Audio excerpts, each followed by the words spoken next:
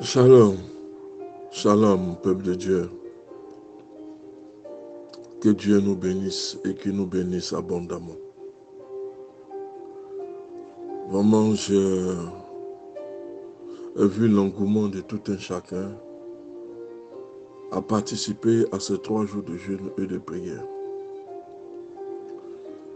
Donc le samedi, je voulais écouter un peu les témoignages qui en découlent de ces 3 jours de jeûne et de ces 3 jours de prière. Nous allons renouveler cela encore le samedi 19, le dimanche 20 et le lundi 21 août. Nous allons renouveler. Parce que chaque quinzaine, comme je disais, nous devons avoir 3 jours de jeûne et de prière. Nous devons prier jusqu'à l'obtention de la victoire, de la bénédiction. Donc, vraiment que Dieu vous bénisse. Et que tous les sujets qui ont été adressés, nous savons que ce ne sont pas des sujets qui sont tombés dans des oreilles de sourds. Le Dieu que nous servons n'est pas un Dieu sourd, ce n'est pas une statuette. C'est un Dieu qui est agissant, un Dieu qui est puissant. Donc, que Dieu nous bénisse et que ceux qui ont eu la délivrance, qu'ils bénissent l'Éternel. Si chacun a eu sa part dans le temps de jeûne et de prière, vraiment nous puissions bénir le Seigneur. Donc le 19 samedi, le 20 dimanche et le lundi 21, nous aurons encore 3 jours de jeûne et 3 jours de prière. Nous devons faire reculer les blocages, les malédictions. Nous devons détruire toutes ces choses. Amen, amen. Donc, préparons-nous. Dans 8 jours, nous allons repartir dans le jeûne et la prière. Donc, comme je disais, samedi, si quelqu'un a un témoignage à rendre, nous sommes prêts à l'écouter. Alléluia. Le thème que je veux voir avec vous cet après-midi, méditez les instructions de Noémie. Ruth 3, le verset 2. Ce soir, Boaz va aller battre l'orge sur son aire. Ruth 3, le verset 2. Une fois arrivé en Israël avec sa belle-fille Ruth, parce que Noémie avait perdu ses enfants. Ses 2 fils sont mariés, ses 2 fils sont morts. Il ne restait que Ruth. Alors, Noémie s'est dit, vaut mieux pour moi retourner dans ma nation, ma patrie. Et sa belle-fille, comme vous le savez, Ruth, avait déjà pris la décision de suivre Noémie partout où elle irait. Et le Dieu de Noémie serait aussi le Dieu de Ruth. Parce que Ruth, c'était sa délivrance. En décidant de suivre Noémie, en abandonnant les dieux de statues, les dieux Kémosh, les dieux d'Astaté, les dieux de Baal, auxquels sont faits les sacrifices humains.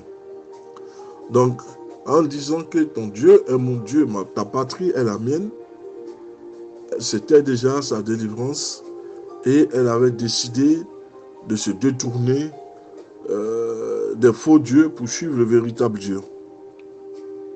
Donc, une fois arrivé en Israël avec sa belle-fille Ruth, Noémie savait qu'elle devait aider Ruth à refaire sa vie dans un pays dont la jeune femme ne connaissait ni les coutumes ni les us. Parce que comme je le disais tantôt, Ruth étant la belle-fille de Noémie, et Ruth, le mari de Ruth est mort. Enfin, Noémie a perdu et son mari et ses 2 enfants. Et Ruth a décidé de la suivre partout où elle irait. Mais Ruth étant une vieille femme, elle s'est dit que Noémie étant une vieille femme, elle s'est dit que Ruth étant jeune ne peut pas rester comme ça. Même si elle a pris la décision de la suivre jusqu'en Israël. Donc, Noémie s'est donné comme tâche et comme mission d'aider Ruth à refaire sa vie. Amen. Donc, ils sont arrivés en Israël où Ruth ne savait rien, ni les coutumes, ni les us. Donc, Noémie va donner quelques instructions à Ruth afin qu'elle puisse s'approcher correctement de Boaz, l'homme qui allait devenir son mari et qui allait transformer sa vie. Le mariage est censé apporter du bonheur, la convenance, le respect. Chacun va pouvoir trouver sa place. Une fois que dans le mariage, chacun sait sa place, le bonheur va suivre tout seul. Mais quand nous sommes amenés à remarquer que dans le mariage, il y a une certaine désinvolte de la part de la femme ou qui a tendance à porter la culotte, il va y avoir beaucoup de problèmes. Donc, Noémie avait commencé déjà à préparer le terrain, à aider Ruth à refaire sa vie, à la rapprocher de Boaz. Boaz qui était propriétaire des récoltes. Et cet homme allait devenir plus tard le mari de Ruth et celui-là même qui va transformer littéralement la vie de Ruth. Vous savez, s'approcher de Dieu pour marcher avec lui sur le chemin de la vie requiert parfois une certaine discipline. Vous ne pouvez pas marcher avec Dieu dans un comportement de péché et de désobéissance. Non. Il y a une discipline spirituelle avec Dieu. Vous devez marcher dans une certaine discipline. Quand nous regardons notre vie et nous commençons à dire qu'il n'y a aucune bénédiction, est-ce que nous disciplinons notre marche avec Dieu? Nous ne pouvons pas marcher dans la révolte, dans l'orgueil, dans la prétention, et puis obtenir une bénédiction de la part de Dieu. Non. Noémie savait qui est le Seigneur. Elle était en train de donner des conseils à Ruth. La marche avec Dieu requiert une certaine discipline. Vous voulez marcher avec Dieu et vous avez une vie en désordre. Mais qu'est-ce que vous pensez obtenir? Marcher avec Dieu sur le chemin de la vie, ça requiert une certaine discipline. Remarquons que Noémie n'a pas choisi Bethléem par hasard. Son mari était originaire de Bethléem, de cette ville où il avait une petite propriété. Ruth, quant à elle, cherche dès son arrivée à travailler pour subvenir à ses besoins et ceux de sa belle-mère. Elle se retrouve donc à glaner dans le champ qui appartenait à Boaz, un riche propriétaire célibataire. Dieu ne fait pas les choses par hasard. N'aidez pas Dieu à nous aider. Laissez l'Éternel accomplir ses plans dans notre vie. Ce n'est pas parce que nous sommes en difficulté que nous allons prendre les raccourcis. Quand elle est arrivée, elle n'est pas restée les bras ballants. Elle s'est dit, il faut que je travaille pour subvenir aux besoins de moi et de ma belle-mère. Parce que si nous ne travaillons pas, de quoi allons-nous nous nourrir? Il faut bien que l'un de nous travaille. Or, Noémie était déjà âgée, il n'y avait que Ruth qui pouvait glaner. Or, la ville de Bethléem qu'ils ont choisie, ce n'est pas le fruit d'un hasard. C'est de là que partira la bénédiction, la réorganisation, la vie, la bénédiction.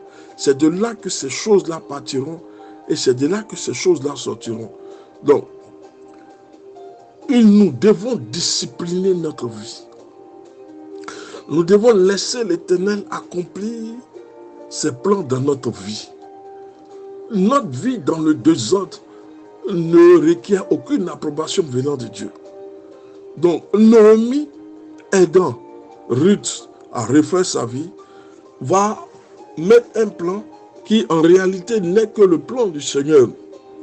Si nous changeons notre vie et nous la mettons conforme au plan de Dieu, nous abandonnons les habitudes, les adorations, l'idolâtrie, qui n'est pas la gloire de Dieu, plus nous nous rapprochons de Dieu, et plus l'Éternel se rapproche aussi de nous. Donc Naomi, en rapprochant le Ruth de Boaz et Boaz de Ruth, mettait en sorte le plan de Dieu. J'allais dire qu'elle préparait le plan de Dieu sans s'en rendre compte elle-même. Naomi sait parfaitement que selon la loi mosaïque, Boaz peut racheter la propriété de son défunt mari et en même temps se marier avec Ruth, garantissant ainsi leur avenir à tous les deux. Naomi prouve sa fidélité à la loi divine. Elle encourage Ruth alors à rencontrer Boaz en privé. Elle a fait son travail de recherche et en plus s'est rendu compte que Dieu avait placé Ruth sur le chemin de cet homme. Laissez-moi vous dire une chose. Vous pensez que parfois vous êtes orphelin. Tout ce qui est autour de vous n'a pas d'importance. Vous vous sentez lâché, méprisé. Vous vous lassez, vous vous prélassez même dans votre lit. Vous avez des paroles de fatalité disant que rien ne... J'ai déjà tout essayé, rien n'y va. Je préfère rester comme je suis.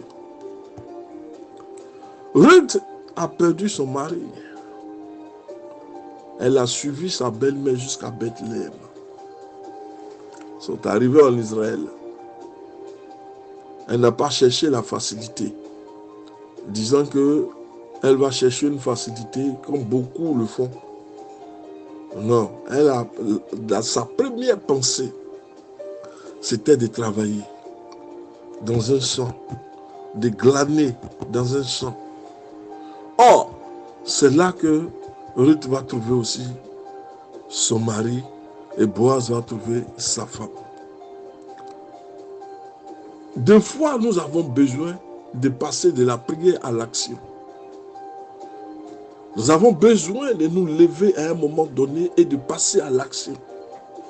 Nous n'allons pas rester comme cela et les choses viendront nous trouver d'elles-mêmes. Nous devons faire un pas. Nous devons progresser, nous devons avancer.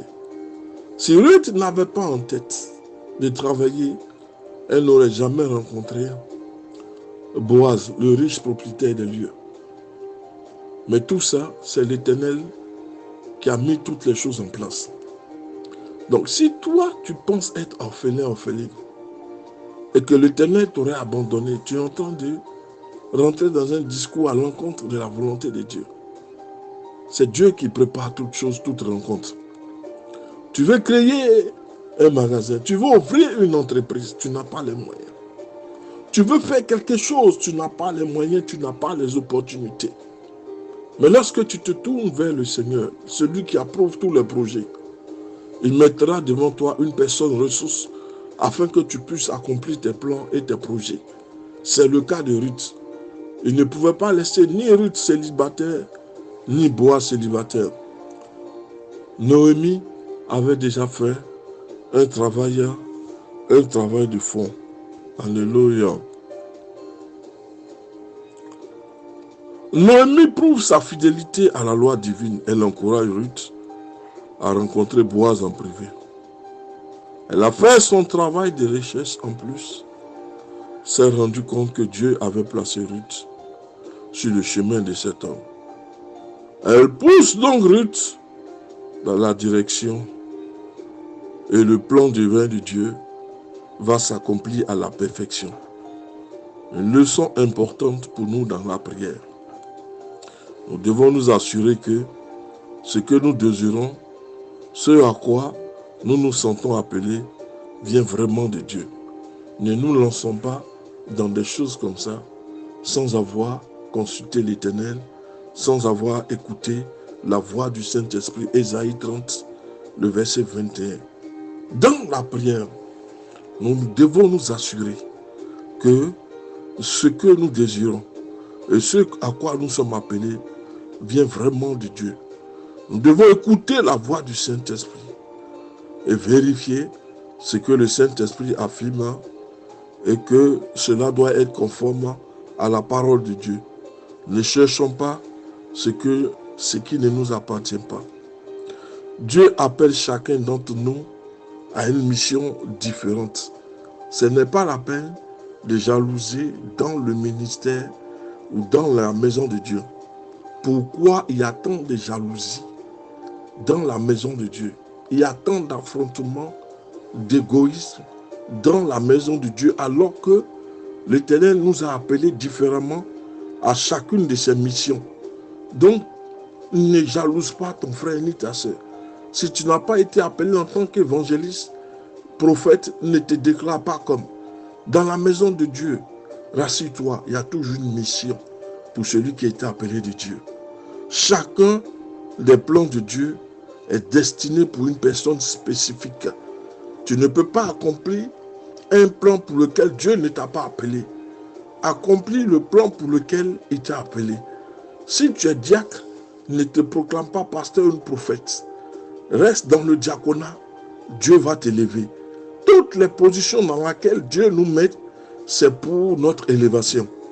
Nous n'allons pas combattre un ministère alors que nous sommes en train de mal faire. Nous ne savons pas pourquoi Dieu l'a mis là et nous passons notre temps à combattre un ministère. La jalousie n'est que la sœur jumelle de la sorcellerie. Lorsque nous sommes jaloux, c'est que forcément nous pratiquons la sorcellerie. Parce que dans la maison de Dieu, il n'y a que des encouragements. En encourageant Ruth à rencontrer Boaz, Noémie agissait en vertu de ce plan. Dieu peut se servir de quelqu'un de votre entourage pour vous pousser dans la bonne direction. Il faut qu'il choisisse quelqu'un de bon cœur, quelqu'un qui n'est pas envieux, mais quelqu'un qui est prêt à vous aider à rentrer dans votre destinée. Que Dieu vous bénisse. Ne passez pas à côté de ses conseils. Que la gloire revienne au Seigneur.